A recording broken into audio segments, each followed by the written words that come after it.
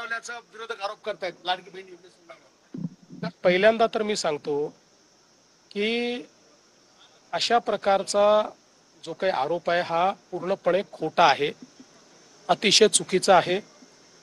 अर्थसंकल्पाची पद्धती ज्यांना समजत नाही अशी मंडळीच असा आरोप करू शकतात।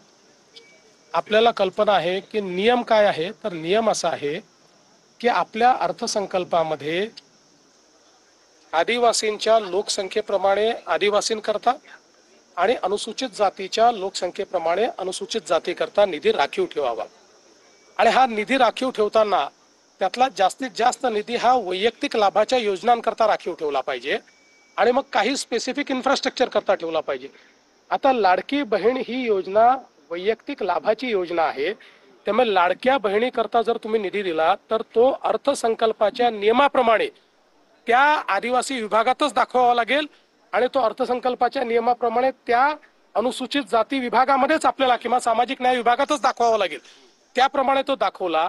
पण या संदर्भातला अजितदादांनी हाऊसमध्येच खुलासा केला की नुसतं इथे पैसा दाखवला त्याच पैशात दाखवला असं नाही आहे, तर जवळजवळ 2.25 पटीनं या विभागांचं बजेट वाढवलेलं आहे आणि त्या ठिकाणी तो दाखवलेला आहे। त्यामुळे ही अकाउंटिंगची पद्धत आहे, कुठलाही पैलेला नाही, कुठलाही पैसा बळवलेला नाही। ज्यांना हे समजत नसेल त्यांनी माझ्याकडे यावं, मी त्यांना अर्थसंकल्पाची, कारण मी पुस्तक लिहिलं आहे अर्थसंकल्प कसा वाचायचा, त्यामुळे अर्थसंकल्पामध्ये अकाउंटिंगची सिस्टीम काय आहे हे मी समजावून सांगेल। नियमामध्ये अशा प्रकारची तरतूद तिथेच दाखवावी लागते, ती योग्य प्रकारे दाखवलेली आहे। त्यामुळे यात कुठली बनवाबनवी नाही, यात कुठली फसवाफसवी नाही, हे स्पष्ट मी करू इच्छितो। अजितदादांनी योग्य काम केलेलं आहे हे मी या ठिकाणी सांगतो। मे मध्ये अतिवृष्टी होते राज्यामध्ये, हा असं मी कधी म्हटलं?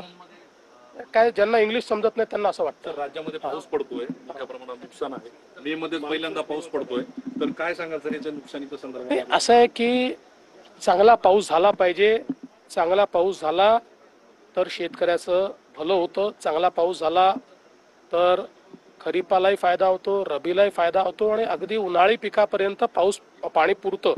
आणि म्हणून पावसाचं आम्ही स्वागतच करतो। पण हे खरं आहे की अतिवृष्टी झाली आहे, काही शेतकऱ्यांचं नुकसान झालेलं आहे, ज्यांचं नुकसान झालं आहे त्यांना आम्ही त्या ठिकाणी मदत करू, त्याचे ऑलरेडी स्टँडिंग ऑर्डर्स आम्ही दिलेले आहेत आणि यापुढेही आम्ही लक्ष ठेवून आहोत। बघा, शेवटी वातावरणातल्या बदलामुळे मान्सून हा विविध पद्धतीने येतो। म्हणजे समजा 105% मान्सून आला असं आपण ज्यावेळेस म्हणतो, त्यावेळेस अनेकदा त्यातला 50% मान्सून 4 दिवसात येऊन जातो आणि मग त्यातनं शेतीचं मोठ्या प्रमाणात नुकसान होतं। म्हणून मला असं वाटतं की आता या संदर्भात आम्ही लक्ष ठेवून आहोत।